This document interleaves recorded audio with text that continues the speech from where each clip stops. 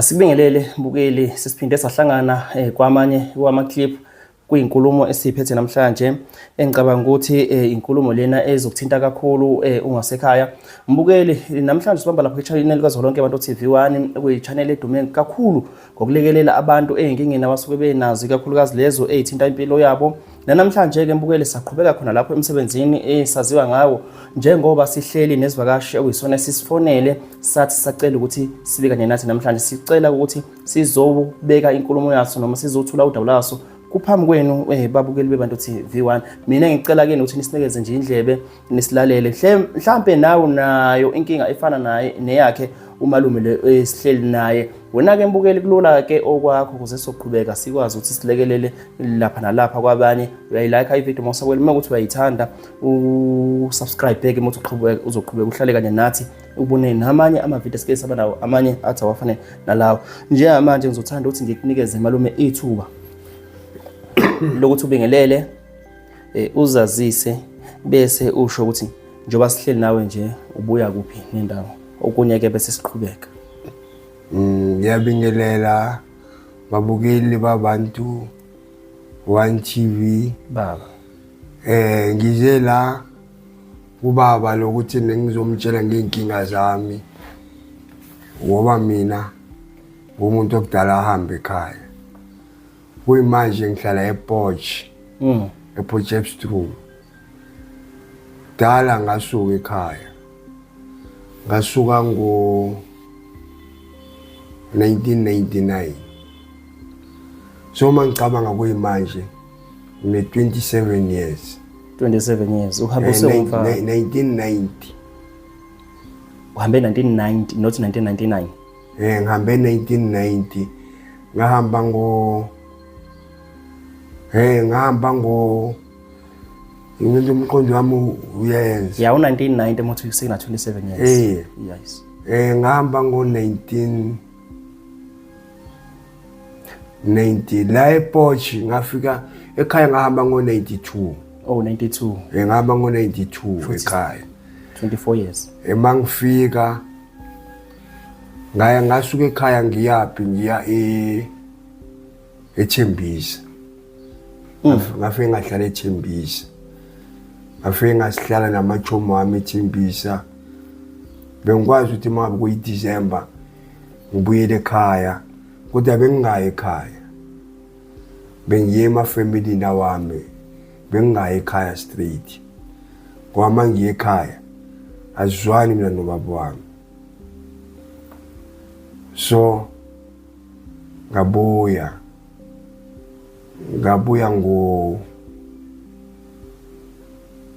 nini ngabuya ngo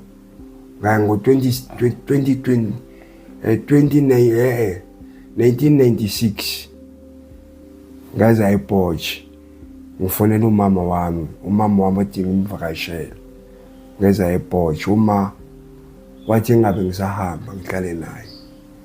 Okay. So emva kwaloko mangihleli noma wami kwafika ukuthi kube u1999 ngamtshela uma mina ngifuna ukuvakashela ekhaya. Ngempela ngamtshela uma ngavakashela ekhaya. Uma yena wazi ukuthi ngivakashela ekhaya kodwa ngivakashelanga ekhaya ngiyakwezinye izihlobo. Okwangisubuhlungu angizange ngihlale ekhaya ngahlala ebantwini. Wafikela komakhelwane. Ngafikela komakhelwane ngahlala komakhelwane ekhaya mara ngiyabona kulapha ya kodwa angikwazi ukuthi ngiye khona. Kodwa ke abanye ifamily yami enye ngiyakwazi ukushare nayo ngikhulume nabo kodwa nethi angikwazi ukungena ejardini ngoba ngizwane netime. Yabo. So kuyimanje ngiyafuna ukuthi ngikwazi ukubuyela ekhaya ngoba manje nginabantwana. Yabo. Abantwana bakwazi ekhaya. Umfana wami umdala ngidrive ama-taxi naye udrive ama-taxi. So angazi ukuthi ngenze njani ngoba naye uyakukhalela ukuthi ngiye ekhaya naye uyafuna ukuya ekhaya. Yabo. uyasho ukuthi ne unyaka mawuphelayo uye ekhaya uyafuna ukuya eNatal mangabe bona abanye abantu beye emakhaya eNatal engathi naye ngagibela itaxi athi uye eNatal so kuyimanje bona bazi ukuthi mina ngiya eNatal bayangibuza ukuthi baba wena ubuya nini ngithi ne ngizobuya mangabe ukuthi ne ngihambe kahle kodwa manje mina ngiyazi ukuthi ngingaya eNatal ngizalayo la ngizakhona. Okay. Abazi ukuthi njengamanje usazozama indlela zokuthi uxhunyaniswa nabantu basekhaya ukuthi usuready ukuthi uye ngasekhaya. Ngifuna ukuthi ngiye ekhaya kodwa manje angikwazi ukuya ekhaya straight. Ngoba ngiye ekhaya angizwani nobaba and into engiyaziyo into engizobhlungu lento yangiqabanisa nobaba wami yasuka khona eJardini yabona yasuka khona eJardini khona umuntu wangilinga yabo baba wangilinga so lokho kulingeka lokho kwenza ukuthi mina ubaba wami ngabe sangifuna eJardini. Angikazi ukuthi mawuthi kunomuntu wakulinga ukuthi leyo nto leyo abantu abaningi bayazi mara ukuthi ngiyasaba ukuyikhipha. Yabona ngiyasaba ukuyikhipha emoyeni ukuthi kwenza ngalinge kangane kodwa ilezi zinto lezi abantu abadala.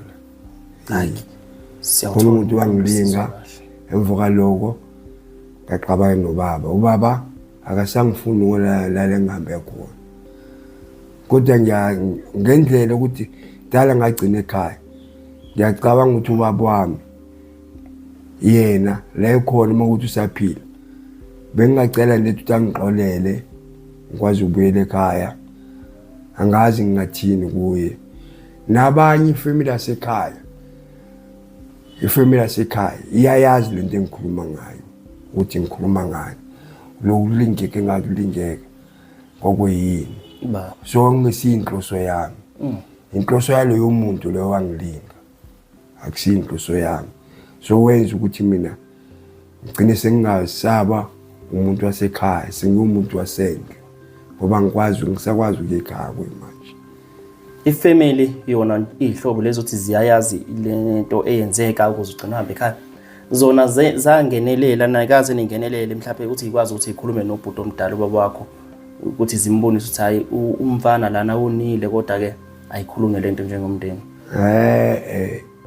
Bona angazi noma ukuthi bangenelela for bangenelelanga angazi ngoba kokugcina ngiyekhaya ngathi mangena ngegate ngathi ngo-99 mangiyekhaya ngazama ukuthi ngingene ngegate ngingene ekhaya ngithi ngiyekhaya ngithi ngiyoxolisa kubaba ubaba kazange afuna ukukhuluma nami wakhipha umkhonto endlini wafuna ungigwaza ngomkhonto ngaphuma ngabaleka eJardini so lo ngagcina ngalelo langa ngibona nobaba. Yabo Mawukhuluma ngokuthi walingeka just ukusakhela isithombe esincane nje sisho angesisho ukuthi wenzani sikhuluma ukuthi mhlawumbe walingwa umuntu wesimame la noma ngalingwa umuntu wesimame ekhaya egcekeni kuyazwakala. So leyo nto leyenza ukuthi mina nobaba singabe sisazwana yabo kodwa manje kwangesinhloso yami naye ubaba uyakwazi lokho ukuthi kwangesinhloso yami. Okay. Inhloso yaleyo muntu lo nabasekhaya abanye ifamily kababa wami bayakwazi lokho ukuthi ngendlela ukuthi mina ngangumntwana ngangengikwazi ukuvimbela lokho yabona kodwa manje kwenzeka akukho ukuthi ngingakubuyisela emuva kodwa manje kuba buhlungu ngoba kudla mina into engithusile mangitshela uma ukuthi ngiyahamba ngiye ekhaya mina ngimtshela ukuthi ngiyakuxolana nje waye ngangihlangene nokuxolana yakhumbula nje ngihlangene nokuxolana xolana sike saba naye emva kweminyaka emibili edlule la ngithi athi yazini Musa umntwana wakho ngithi umntwana wami wenzani no athi Nemo umlungisi wangitshela umlungisi ke umfana wasekhaya ngithi hayi ma ayikho leyo nto leyo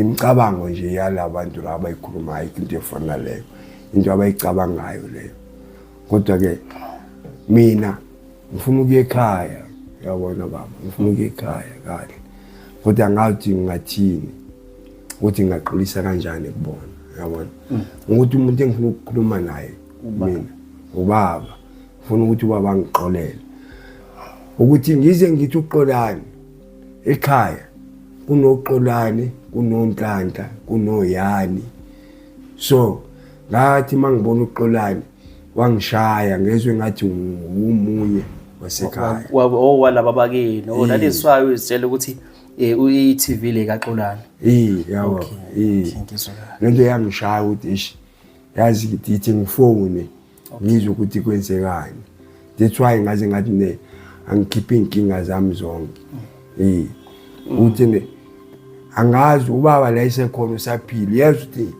la ngamshiya khona wayeseguge kakhulu wayeseguge kakhulu ngoba nami ngimhlonipha ngoba umuntu omdala ubaba wami yena kodwa wayeseguge kakhulu angazi kuyimanje usaphila nalo wangilinga lo yangazi usaphila yabo kusho ukuthi okay ngizobuza emva kusho ukuthi no bengicela ukuthi ke abanye ihlobo la bekhona la ukuthi bayangibona bezwe usize engilona ngikosizini ngoba ngiyahlupheka kuyimanje angazi ukuthi why ngihlupheka ngoba kusho ukuthi maybe yilezi inkinga zokuthi angisayi ekhaya of kanjani izinto zami azihambi kahle ngo-2010 ngathole accident car accident ngo-2010 lapho kwalimala khona abantu abaningi kodwa angifuni ukusho ukuthi kuphi kanjani ukuthi leyo nto leyo ingizwe obuhlungu yabona kukhona nehlobo ezahamba khona nabantu abahamba lapho lento yangizwe ubuhlungu emva kwalokho izinto zami azange ziphinde zihambe kahle yabo so angikwazi ukuthi ngiye ekhaya maybe maybe nginamabhadi ngigezwe ngenzini yabo ngila ngihlala khona ngihlala noma wami kuphela uma kuphela unginayo la eGoli alright okay ngibuze ukuthi uma ngabe malume ukhuluma ngenkinga iyaxoxa ekhaya iyakhambisa ekhaya uthi wawusemncane nobaba wakho awazi ukuthi usaphila yini kumanje ukuze kwenzeke lento eyenzeka uhambe ekhaya mhlambe ubuneminyaka emingaki wena lo muntu owakufaka enkingeni yena wayengakanani ngaso sikhathi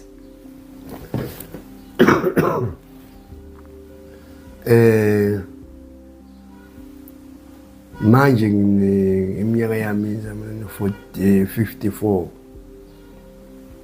ngihamba ekhaya ngo-92 mangicabanga futhi bengino-22 ngaleso sikhathi bengina-22 ngaso sikhathi mangisuke ekhaya lo mama lona owakulinga hayi ngicabanga ukuthi naye maybe umuntu waboma-30 years so mangicabanga owayisihlobo nekhaya wayihlobo ekhaya hayi kiyazwakala sengazuthi-ke ile nkulumo ingafinyelela nje kwabasemndenini kodwa sizozama ukuthi ifinyelele ngoba sizoshiya ama-numbers akho kanjalo nawe bantu TV1 azobe ekhona abantu abazokubona nje uzothola ngama-calls wena azofinyelela kuwena abanye bazosifunela nathi kwenziwe indlela ukuthi usungasondela nekhaya ngoba ukuthi kumina njengoba kade usho ukuthi awukwazi ukuvela usuke uye ekhaya kodwa udinga ukuthi ukwazi ukuthi uxhunyelise nabantu basekhaya ukuze uzokwazi ukuthi uzokwazi nokungena ngoba phela ugcina kwakho ubaba wakho wayekujahe ngomkhonto waphuma lokho ngo-1999 ne wangabe usabuyele ekhaya. Asingenene esimeni sempilo yala eGoli ukuthi injani impilo yala eGoli la ukhona njengamanje mhlambe wena unjani mhlambe khona ininkinga esezikubuyisela ekhaya ezingale ngokuthi nje ufuna ukubona ubaba wakho kanje. inkinga ezenza ukuthi ngifuna ukubuyela ekhaya wena bafu ukuthi abantwana nginabantwana and no labantwana laba uma waba akasekho emhlabeni manje yimo mina nguma ngobaba kubona so labantwana laba bafuna ukuthi baye ekhaya yabo so ngabe befuna ukuya ekhaya bayafuna ukwazi ifamily yami la engiphuma khona yabo so lokhu nginikeze inkinga ngoba ngikwazi ukubayisa ekhaya noma kufanele noma namanje bazi ukuthi ngiye ekhaya mina ngiye ekhaya njengoba ngokutshela ngithiwa yiwani ufuna ukuhamba nami lo intombazana uthi ngisihamba ekhaya abafundi inezikole kanje nokusebenza bayafunda bangena isikole so njengoba bengena isikole so oyi-1 lo mfana lo waye kwisikole wasuka ubebala grade 10 so wathi mangabe bala grade 10 uma wakhe washona uma wakhe mayishona lento lo yami subhlungu wathi mayibona efail akayi3 esikoleni efail grade 10 waye kwisikole udrive ama-taxi njengami nami oyilo onisebenzisa enilekelelana naye njalo so mayidrive ama-taxi kanjalo laba babantwana abayi2 amantombazana bona yibo abasangena isikole so bafuna ukwazi ifamily yami mina ngikwazi ukubabonisa ifamily yami akukho noyi-1 oqhamukayo ofunelayo ngiphila ngiyi-1 yabo angali ngine ukuthi ngize la eGoli ngo99 khona omunye umfowethu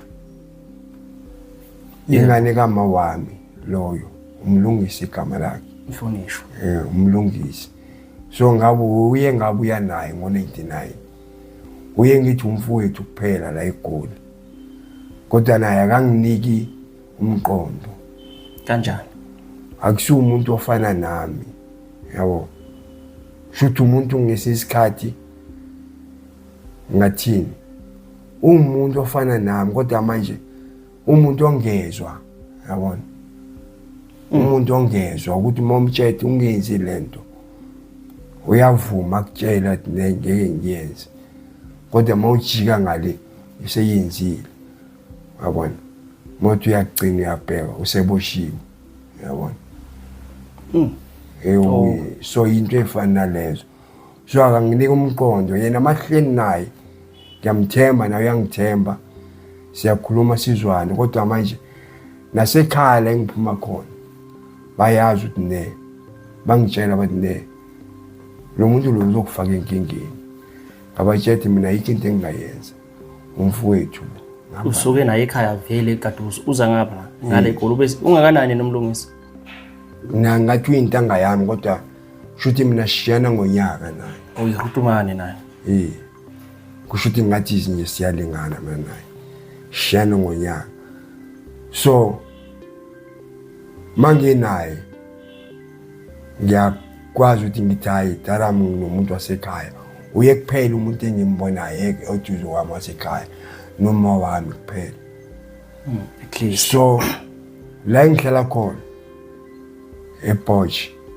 ngine kwami angihlali ekhaya uma nayo nekhaya angihlali ekhaya ngihlala kwami so umfazi wami washona ngesikhathi seCovid ngesikhathi seCovid washona so abantwana abasenamano so lento lengiphatha kabuhlungu ngoba naye uma wabo wayekhalela ukuthi ngelinye ilanga azi ukuthi ngiphuma ukuthi uphuma ngaphi so sengisele nabantwana yibo abangazi ukuthi ngiphumaphi bafuna ukwazi ukuthi ubaba uphumaphi ubhuti umlungisi yena ngoba yena naye wahamba ekhaya naye engazweni nobaba noma yena wahamba ngoba ethi ulandela ubhuti omdala ngoba ngikuzela ukuthi yena mhlawumbe bengaba i direction ukuthi ukwazi ukuthi ufike ekhaya ngoba nje manje unenkinga yokuthi akekho umuntu wangasekhaya ukwazi ukuxhumana naye uzwe isimo sasekhaya sinjani ngoba nobaba anazi usekhona yini amanye ama-siblings mhlawumbe ubonawo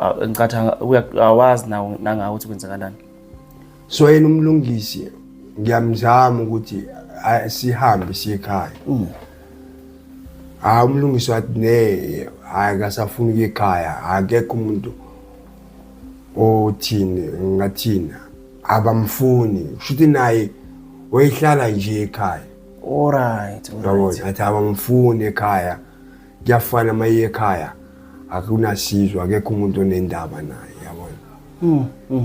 Shuthi ubaba enhleke umuntu onjani ubaba umuntu ekhaya laba bangibonayo kuyimanje khona abangangazi abathukama bengibona bazobonisa ukuthi loya ubhuti wena omdala.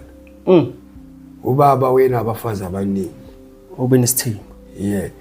Shuthi hayi ukuthi isithembu uhlangana nalo amshiya ahlangana nalo amshiya kodwa umuntu oqala kuyena uma wami. Okay. Njengoba ke okay khuluma. So ngokuthi mangihamba endleleni maybe mangaya kuyimanje khona lapha eNatal. Yes. Ngizothi mangifika bangibonise umntwana omunye omncane bathi uyamazi lo ngithi hayi angimazi bathi umntwana wakini umntwana wakithi umntwana kabani umntwana kababa wakho ubani igama lakhe hayi ubani kanje okay ubani uma wakhe hayi bayangitshela uma wakho ubani emva lokho hayi ngivume bayamtshela ke nangu ubhuti wakho omdala hayi ngiphinde ngiduke futhi ngihambe mangiqhamukayo uyamazi lo hawu ubani futhi lo umntwana wakini ukuphi uma wakhe hayi uma wakhe ubani manje kanje ne ngabe bamcicisele ke nangu ubhuti wakho omdala abanye kuyimanje abanye labantu engitshela ngabo bebathathu of babili angisho ukuthi baningi mara ngokwami ukwazi baningi wabona baningi ngoba ngokuthi ngiqhamuka kuvele kutshela ukuthi lo mntwana wakini elimangithi ngizobheka ubaba kuseyileyo type ukuthi angaba nomntwana kodwa ke unayo umntwana nangu bangitshela lo mntwana wakini lo nengivume ke ngizothini naye uma wakhe uma uthi yambheka vele isinto eyi-1 mina naye igazi lihambiselana siyafana yabona manje angizophikana ayikho into engizoyiphila. So into eyiyo ke leyo nto yenza ukuthi kakhulu lo wabathi umlungisi agcine sethe akasafuni ukuya ekhaya manje thina enhleke mangingakutshela iqiniso ngendlela esakhula ngayo. Ngicela ukuphazamisa kancane malume ngoba ngiyabona ukuthi umndeni wakini mkhulu futhi kukhomba ukuthi abanye awubazi futhi nabo bakwazi yabo ukuze mhlambe kuzoba lula ukuthi nabo mangabe bebona ivideo laba bangakwazi basheshe babuye lo mqondo uthi mhlambe uyena ubhuti wethu lesasitshelwa ngaye igama lakho uthe uSipho wakambatha umusa wakambatha ubaba wakho okuzalayo ubani na igama ubaba omzalayo ukuze kuzoke kube lula kubantu ababukela ukuthi ngoba phela abanye abantu abasakuboni ngempela. Ubaba ongizalayo uVesono Mbatha. Uvikisoni. Uvesono Mbatha. Uvesono. Vezisono Mbatha. Uvezisono okambatha. Manje balishota bathi Vesono Mbatha. Mali khulunywa kahle uVezisono Mbatha. Uvesono Mbatha. Vesono Mbatha. Ngokwezulu Vesono Mbatha. Vezisono Mbatha. Hayi. Kodwa lelo liyazwakala kuphi nesigodi. Kuphi nesigodi emakhaya babuni ubunibuya kuphi? Ungazweze la. Richmond endalini. Kuthi ikasi yakho sendalini. Kodwa idrop la khona Richmond. Mosuke ePietermaritzburg uya eQopo udlula eRichmond. Okay. Okay. Shuthi lezo ndawo iRichmond, iQopo, iNhlazuka, iPhathini, shuthi ilokishini amalokishini asekhaya. Isimozoma, iPhathini, uGengeshe, ama-area netake eduze kwami. Surroundings. Okay. So mina ngihlala kuphi endalini endaweni ekuthiwa iseMaswazini khona. So kuleyo ndawo kunendawo bathi kuphi suthi angiyibeke nje kithi endalini nje. Yeah. Ngoba ama-area amaningi sengiwalibele mara futhi into engiziswa ubuhlungu ngahamba mangihamba lapha ekhaya khona labantwana bami nabo nginokubatshela ukuthi kungenzeka ukuthi kunengane enye yami yabo eSenatali kodwa manje angiyazi yabona. Awuyazi noma unayo show ukuthi unayo. Ukuthi ngineshow ukuthi ingane yami. Okay. Kodwa mina angiyazi nayo ayingazi. Uma wayo ubani wakabani ngoba nayo mhlawumbe ke yatshelwa ngayo kodwa manje kushuthi ngingathola ukuthi nezinye ngesinye isikhathi into evale into zami iyo leyo. Ngoba into eyenzeka lapho luma wakhe lo mntwana lo sahlukana naye ukuthi ngimthole enomuntu wabona mase ngimthole nomuntu kwakuhlukana kwami naye ke emva kwaloko mina nganginolwazi lokuthi ubreak yabona. All right. Nganginolwazi lokuthi ubreak kodwa ngazibuza ukuthi kuze kanjani ngimthole nalomuntu lo.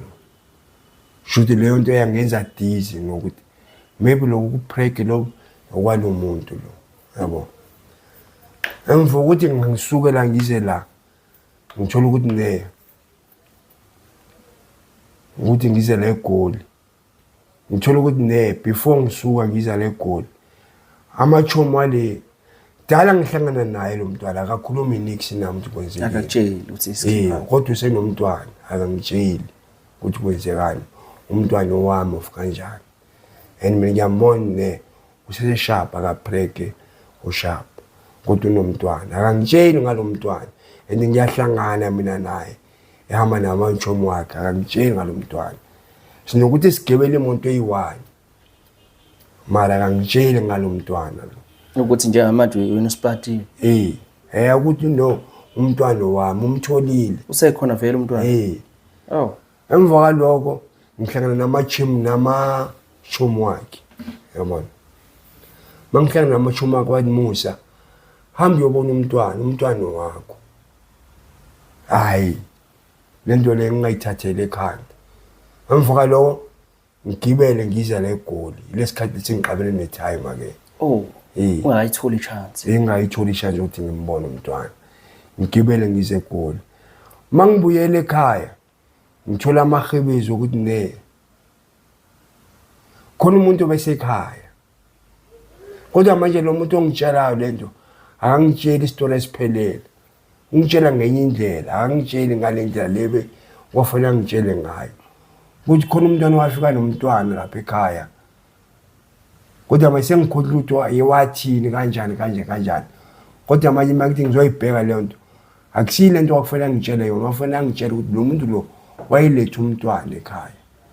Ukuthi umntwana owami azoboniwe wabona. Kodwa ngikhohlwe ukuthi newathini kodwa mase ngicabanga kahle emva kwesikhathi sengiyila futhi eGoli ukuthi lo muntu lo yelapha ya eze nomntwana yilo ya uyena umama wengane. Esikhathi lesi bengitshela wayengekho emqondweni wami. Wayithatha ngokuthi yabantu nje omakhelwane. Yabona Ngoba indlela yafika ngayo indaba.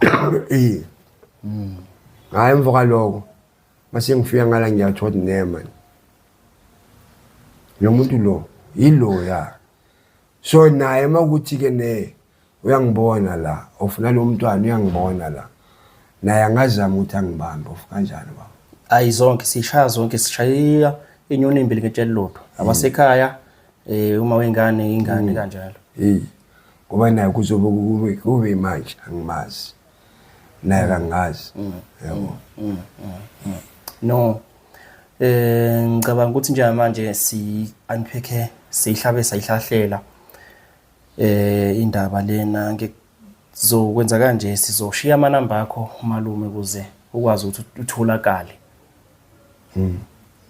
Noma wena kunendlela mhlawumbe ofisa ukuthi kwenzeke ngazo ngicela ukunikeza ichance yakho manje ukuthi usikhulumele side lakho ke.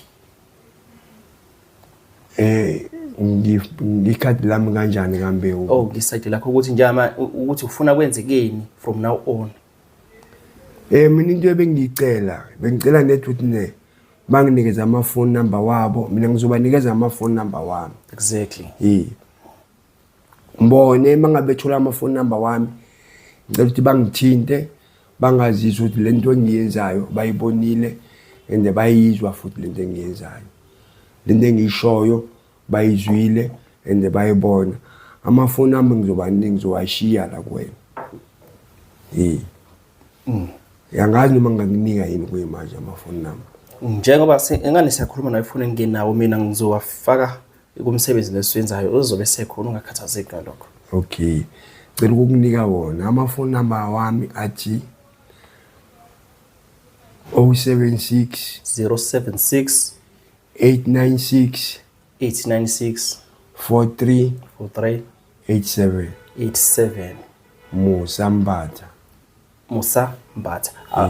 Kungakhathazeki njengoba uswabizile nje azolokho ekhona ehamba kanje kwivideo yithi. Umsebenzi lesiwenzayo. So yangathi abantu nje abakwaziyo nje sikhuluma mina side lami njengepresenter yabantu TV1 sicela ukuthi ni share le video ikakhulukazi kubantu uthe ubuya ngakuphi? Ngiphuma Richmond. eRichmond. Endaleni. Sicela ni share le video kubantu bako Richmond kondaleni kanjalo ngoba sifisa ukuthi ubhuti omdala asizakala ahlanganise nomndeni wakhe nje uyafisa ukuthi aphinde ayobona ekhaya abona nobaba wakhe balungise ukonakala la konakala khona. Sithemba ukuthi ubaba ukhona naye uyakukhumbula manje basesisidi isikhathi naye inhliziyo for sure ukuthi isaze eyaxola ngoba usemdala akakwazi ukuthi angaguga namaqhubu endodana yakhe. No into ebuhlungu angazi nokuthi usaphila yini. Yonke leyo nto that is why ku very important ukuthi i share video but ngizobhala ngizobhala ukuthi abantu abasicela bashare ngoba into lesifisa ukuthi siyibone ilungiseka. Siyabonga.